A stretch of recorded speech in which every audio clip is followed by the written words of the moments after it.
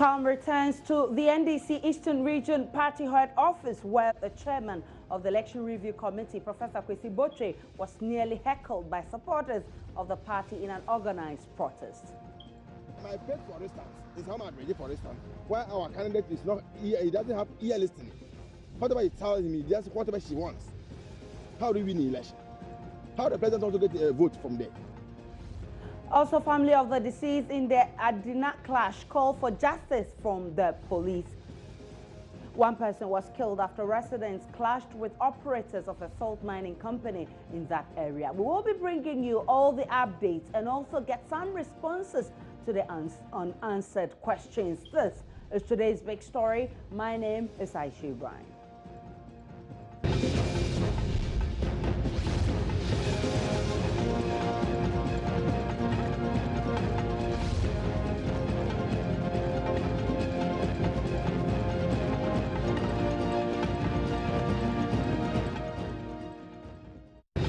You recall the NDC after the 2016 election set up the Kwesi Boche Committee to investigate what led to the party's defeat. But the NDC supporters in the Eastern region are accusing the Eastern region executives of the party of embezzling campaign funds and will not have them sit in a meeting called by the party's Election Review Committee. Let's listen to Joseph Bernard, who is the Insamam constituency organizer. You have been elected to be electoral coordinator or campaign manager of a party. The policy of winning an election are before your hands. You have to implement it. You have to bring it on board. You sit down with the constituent executives, or you sit down with the branch, regional executives, so that you bring policy. So when you don't even bring any policy on board, how do we win the election? Who have to assess the president? After every campaign, how do they do post-mortem? Or how do they assess that the message that the president, where the president went, the people get the message, or this is what the people are telling the president is to do for them? You're asking for something. You are asking for something. And people are demanding the thing for something different from you. Are you going to give their wish, or you do your wish for them?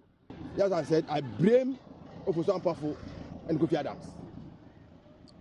Okay, but with the friction there is because the parliamentary candidates, why it doesn't collaborate with the constituency executives? It's a teamwork. I hope you are getting me. The parliamentary candidate must have a dual mind. Maybe I'll win the election or I'll lose the election. So whatever the money is supposed to be used for, most of the time is the constituency organizers that are the field workers. They know where the problem is lying. They know where the place that the problem we have problems. So that's where you have to go. But when the person is not willing, let's say for instance, my pet, for instance, is how much ready, for instance, why our candidate is not ear, he doesn't have ear listening. Whatever he tells me, just whatever she wants. How do we win the election? How the president also get a vote from there? The money that were given to them, where their personal, they think the money is for their personal, they work and they got the money. So they doesn't know the use of the money. The money was not given to them to run their family affairs. The money was given to them to run the party. So why we need money and we doesn't get the money, how can we go to the field and work? So they kept the money. Let me take for example, me personally, I went around with my PC and I collapsed on the field. My PC left me and went away. I have to take care of myself. Well, let's get some updates from Kofi Sian, who's our man in the Eastern region. Good evening to you. He joins us via phone. Now, Kofi, what can you say of the situation now? Has calm returned? Well, Aisha, calm has returned to the venue where the committee met the party officials to deliberate on concerns why the party lost in the 2016 election. So, as we speak now, the meeting itself has come to an end, and the committee members led by Professor Kwesi Boche have left the place. The executives of the party, right from the branch level to the regional level, have all left the place. All right, but earlier we saw pictures of broken chairs, an indication that it was chaotic a while ago. Can you explain to us what the cause of this protest was, and give us a picture of what exactly happened? That was in the morning when the team arrived for the meeting. So it was around 11 a.m.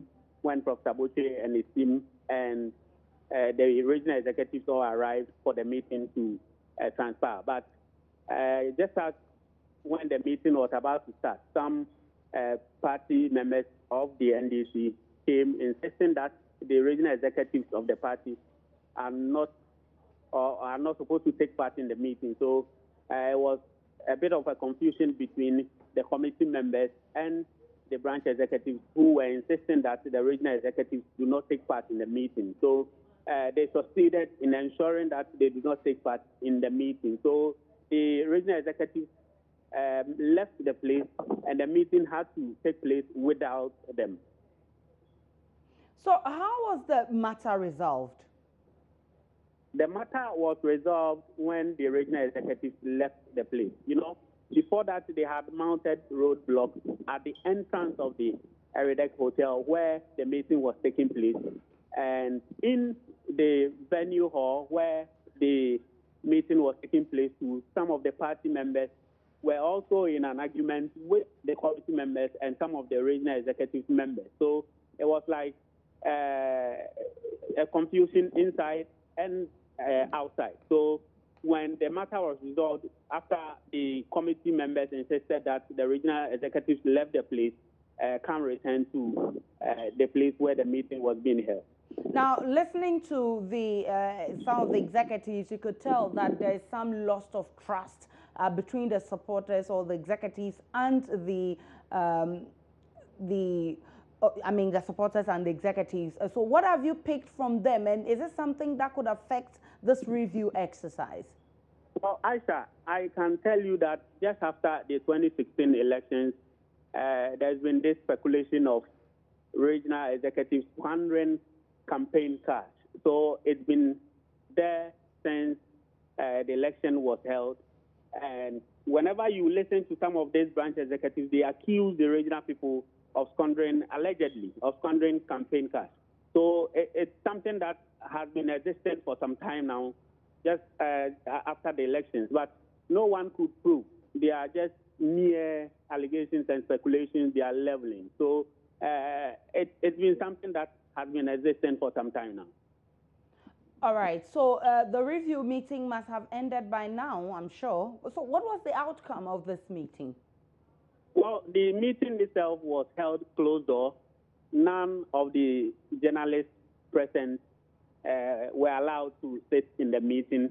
It was between the committee members and that of the party executives, from the branch level to the national level. So it was a closed-door meeting, and as I speak to you now, the meeting has ended about 30 minutes ago, and everybody has left the place. So as to what happened right in the meeting, nobody could tell.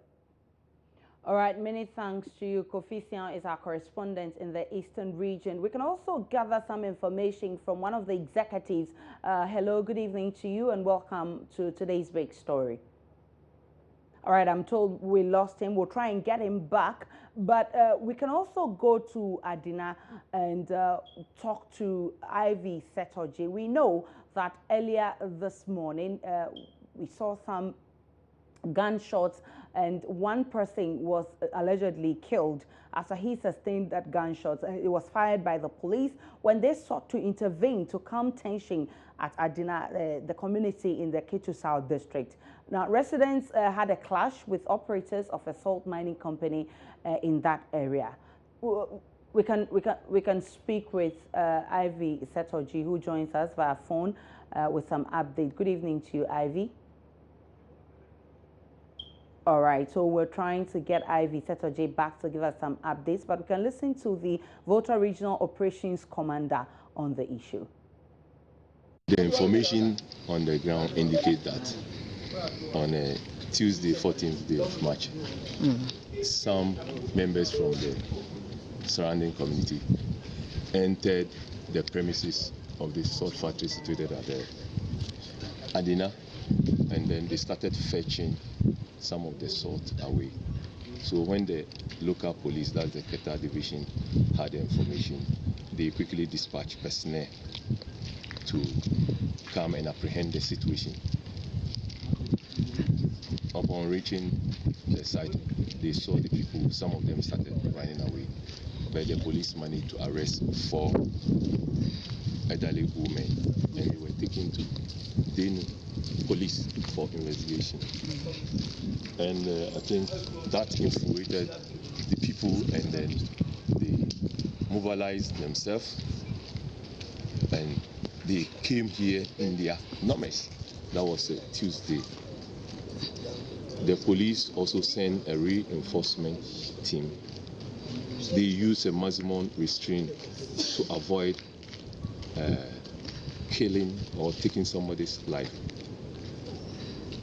It was very pathetic scene, but yet still they managed and controlled the situation. And Tuesday, nothing happened. Okay. Then, not satisfied with their action, they organized themselves again.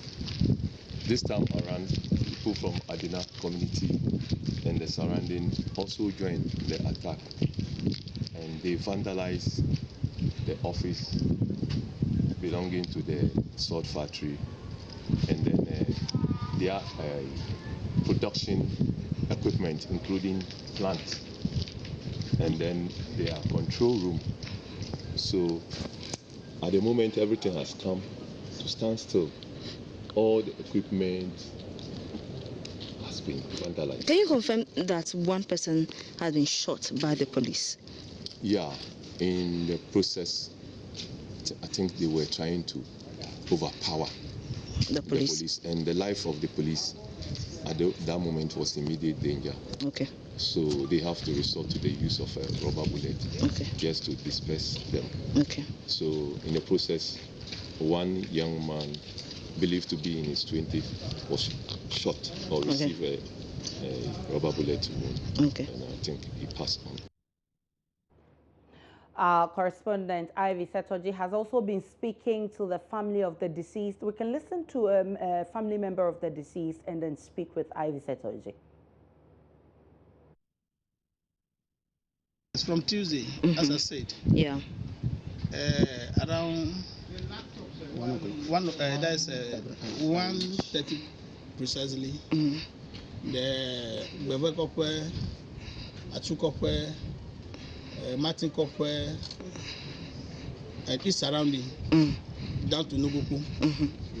They entered the concession of the 7C Salt Limited and Money Salt. When they were prevented, they mobilized their men and attacked the police. Meanwhile, the police make arrest of 4 women. Okay, so has there been any agreement between these two, the communities and the company to mine here? No, there's no agreement, I know. Okay. But that one is the... He's the breadwinner for the father. The father indisposed. There is a breadwinner at Fufu presently. And many condition. Many a breadwinner na Fufu. Then likewise, Togbiha is the same thing. There is a great loss to the family presently.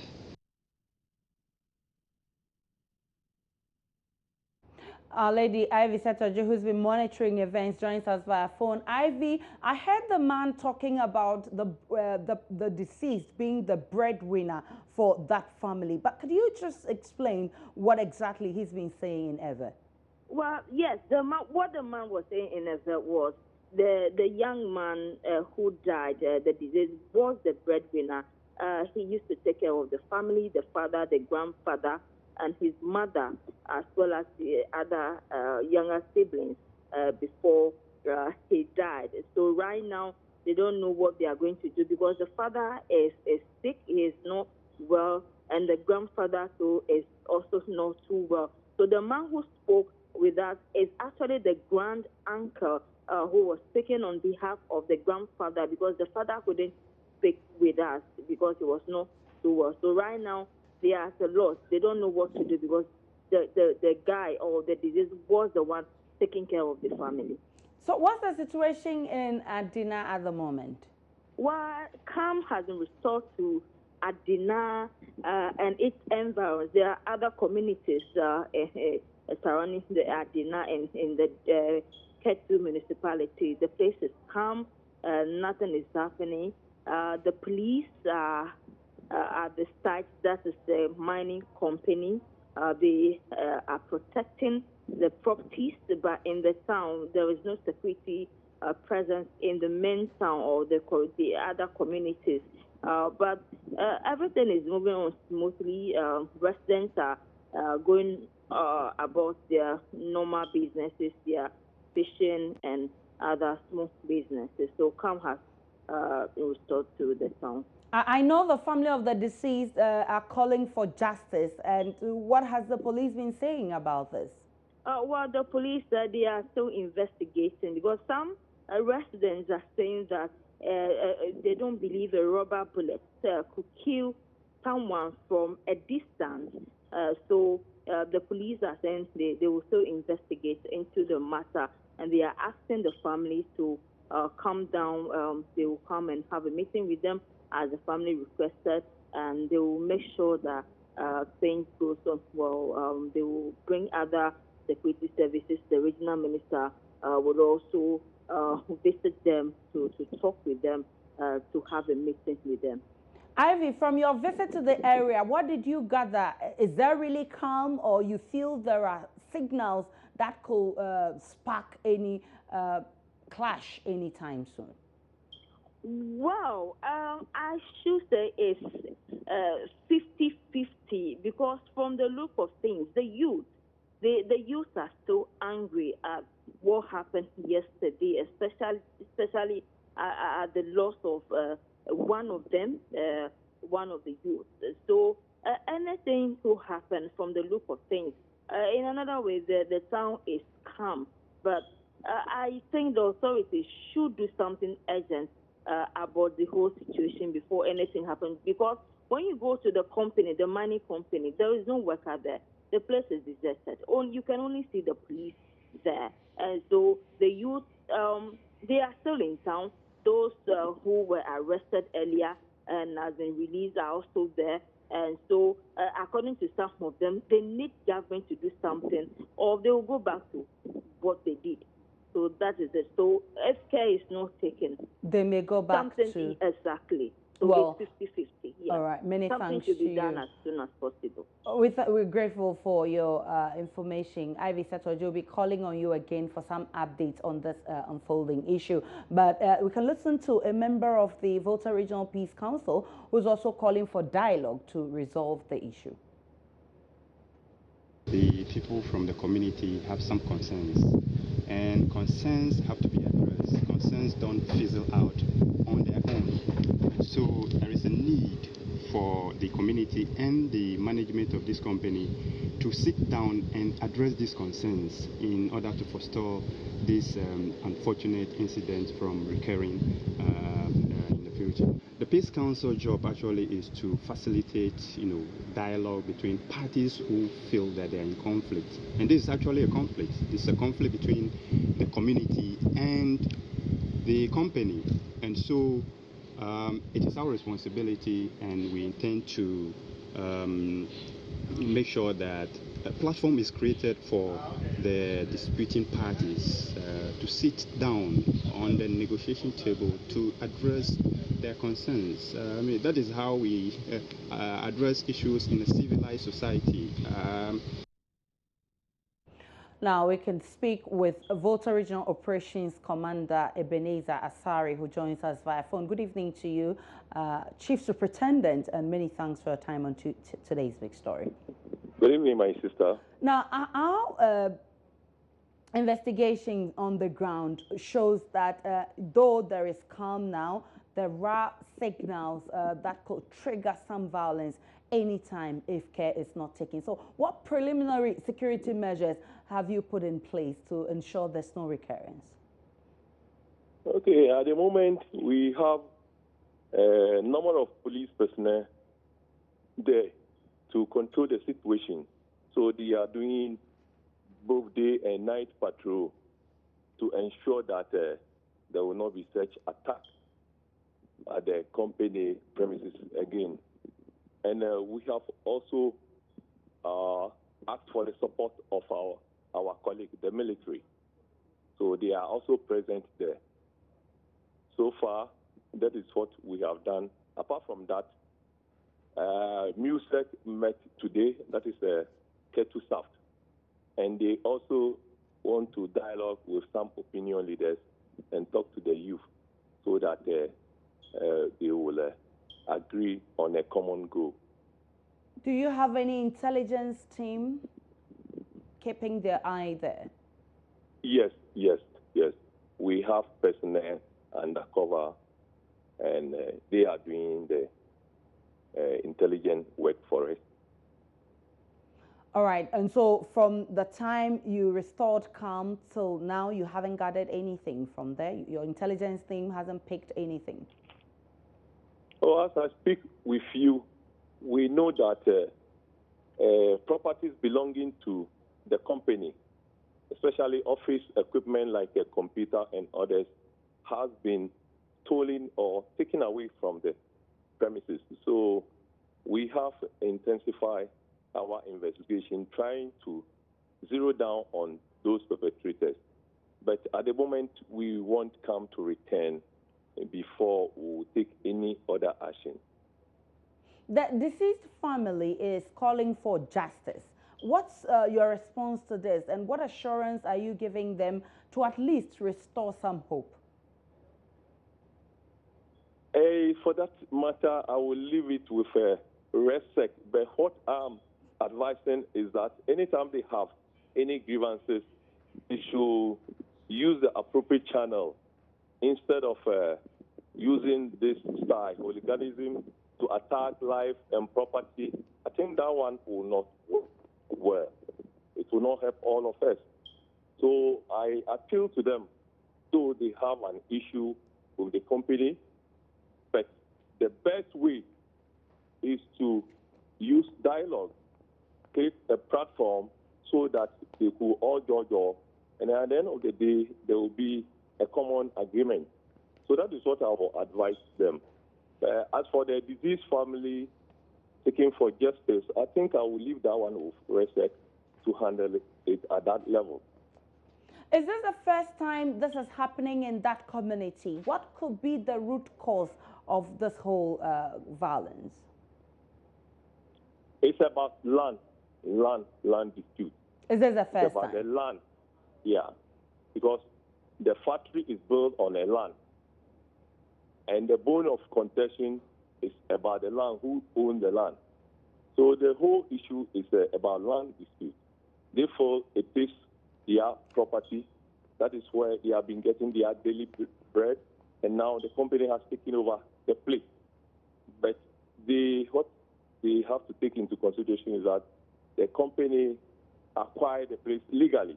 So if they have any problem, challenges, they should find appropriate means handling it. But this approach, I think, will not help all of us. So what long-term measure do you recommend, apart from police going there to ensure there's no clash? That is what I'm saying. MUSEC met today, and they will also meet the chief and the opinion leaders in the community to judge, and then they will send their report to the RESEC. So RESEC will also take it from that level, and then I hope at the end of the decision, they will find a common solution to this problem. All right, many thanks for your time. Chief Superintendent Ebenezer Asari, he is the Regional Operations Commander in the Volta region. So we've been talking about two issues, a clash at the Eastern Region office of the NDC, where supporters are accusing executives of embezzling funds earmarked for campaign, and they're saying they are the reason for the NDC losing the 2016 elections. We've been speaking to our correspondent who says that calm has been restored, but he feels that people have lost confidence in the executives. We're looking forward to how the NDC will resolve this confidence and restore confidence in the executive. That could help in the review exercise the party is currently embarking on. We also spoke about some clash at Adina in the Ketu South district, where one person lost his life in a clash between the residents and the police. And we're told that the root cause of this whole violence is land issues, where some foreign company has cited a salt mining company on the land that belongs to residents of Adina. The bone of contention is that they are taking over their livelihood, and so they're fighting for their rights. We'll be keeping our eye on these unfolding issues, and we'll bring you all the updates. My name is Aisha Ibrahim. This is today's big story. Have a good evening.